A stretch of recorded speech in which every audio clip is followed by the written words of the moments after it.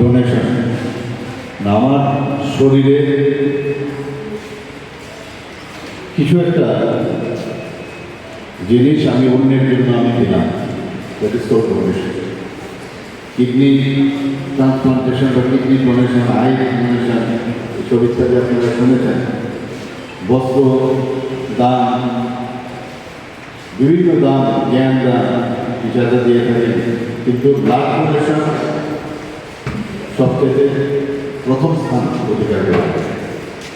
আমরা জানি যে যারা নিয়মিত রক্তদান করেন 18 বছর থেকে 60 থেকে 65 বছর পর্যন্ত রক্ত দিতে পারে।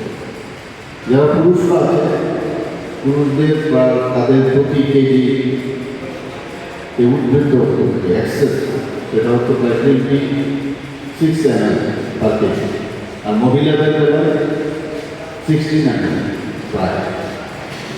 এই যে উদ্বৃত্ত রক্তের মধ্যে আমরা মাত্র ম্যাক্সিমাম 300 থেকে 350 ml রক্ত আমরা দান করি। আচ্ছা, খুব নগণ্য একটা অংশ আমরা দিচ্ছি। আদারওয়াইজ কী হয়, রাত মিসি ফর এক্সাম্পল রেড ক্রস কাজ, সেটা তো 3 মাসের মধ্যে নিজের শরীরেই পড়ে যাবে, থাকে না? যে আমরা যদি সেই দানটা করি, আমাদের এখনও কিন্তু এই অ্যাওয়ারনেস প্রোগ্রাম অনেক বিষয়ে আমাদের অনেকে সবল ব্যক্তি আছে, এবং তারপরেও কিন্তু রক্তদানে তারা উদ্বুদ্ধ হন। এই রক্তদানে যারা এসেছে তাদেরকে দেখে আরও মানুষ এগিয়ে আসবে, সেটাই এই উদ্দেশ্য। এখানে আমি জিজ্ঞেস করলাম অনেকে এই এলাকায় না বহু দূর থেকে এসছে, তারাও এখানে খবর পেয়ে তারপর কয়েকদিন 4-5 বার দিয়েছে। এক দুজন যারা নতুন এসছে, তো নতুন যারা ছেলেমেয়েরা তারা উদ্বুদ্ধ হবে না, এটা হচ্ছে মেইন উদ্দেশ্য। এবং যে রক্তগুলো আমরা জানি আম ধরনের রক্ত আমাদের মানুষের শরীরে আছে, তখন তো 4 ভাগে যদি ভাগ করি, এ, বি, ও এবং এ, এর মধ্যে যদি আগের সেকশন আমরা দেখি পজিটিভ নেগেটিভ করলে, অর্থাৎ 8 ধরনের রক্ত আমাদের শরীরে আছে।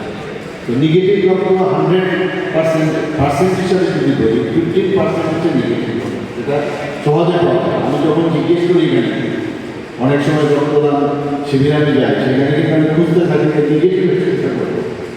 যখন দেখি কয়েকজন পাওয়া যায় তখন খুব ভালো লাগে যে না, তাহলে আমাদের এই নেগেটিভ রক্তের জন্য যখন ব্লাড ব্যাঙ্কে না থাকে, তো মুমূর্ষু যারা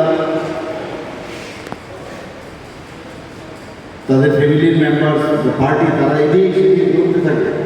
তো আমি যেটা কম তার দিকে আমার একটু বেশি ইচ্ছা থাকে, কম রাখবো। আমি বলতে যে ওইখানে দেখলাম একজন দিচ্ছে না। আবার আপনাদেরই এলাকার বিধায়ক, মাননীয় বিধায়কের একটা রামনগর এলাকায় একবার রক্তদান শিবিরে আমি গেছি। সেখানে একজন মাইনরিটি সম্প্রদায়ের ব্যক্তি বললো প্রায় 103 বান্না চার্জার রক্ত দিয়েছে। 103 বান্না চার্জার, ভাবুন না, ভাবা যায়।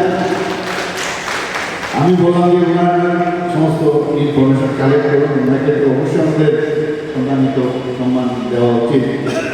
আমি মাননীয় বিধায়ককে অনুরোধ করেছিলাম ওনার সম্পর্কে পুরো ডিটেলস নিয়ে, কারণ এটা একটা সাংঘাতিক বিষয়। আমরা যখন কলেজে ছিলাম তখন আমরা রক্ত দিয়েছি, অনেক সময় গোল্ডেন বুকেও বুক যেহেতু কলেজ করছে, সেখান থেকে নাম যখন খুব ভালো লাগে। এই রক্ত দান এটা যেন একটা ইভেন্ট না, আমরা কিন্তু ইভেন্ট মনে করি, ইভেন্ট না, এটা আন্দোলন। যেটা আপনাদের ক্লাবের মাননীয় সভাপতি বলেছেন যে এটা একটা সারা ত্রিপুরার মধ্যে একটা রেনেসান্স হয়েছে, সমস্ত জায়গায় মানুষ বেরিয়ে আসে। কিন্তু তারপরেও দেখবেন নিজের ফ্যামিলিতেও দেখবেন যে আমরা কতজন রক্ত দিই না, কিন্তু তাদেরকে উদ্বুদ্ধ করা, তাহলে তো রক্তের সমস্যা নেই। আমি শুনেছিলাম আমাদের একটা ক্যালেন্ডার করেছে, ক্যালেন্ডার ওয়াইজ কীভাবে রক্তদান শিবির করবে, ক্যালেন্ডার করেছে। বিদেশের জায়গায় খুব সম্ভব লন্ডনে একজন বলছিলেন তাদের এই যে ব্লাড ডোনেশন যে সেন্টারগুলো আছে বা ব্লাড ব্যাঙ্ক যেগুলো আছে, সেখানে যে নিয়মিত ওদের ব্লাড দিতে হবে। আমি একটা মানুষ, আমার এটা কর্তব্যের মধ্যে পড়ে যে সেখানে গিয়ে আমার রক্ত দিতে হবে। তো সেটা আমাদের আস্তে আস্তে করে কীভাবে এগুলোর একটা মেকানিজম আমাদের তৈরি করতে হবে। আমাদের ত্রিপুরাতে ব্লাড ব্যাংক প্রায় 14টার মতো আছে, 12টা আমাদের সরকারি পর্যায়ে, দুটো বেসরকারি। সেপারেশনের ব্যবস্থা আছে, সেপারেশন সেন্টার রয়েছে।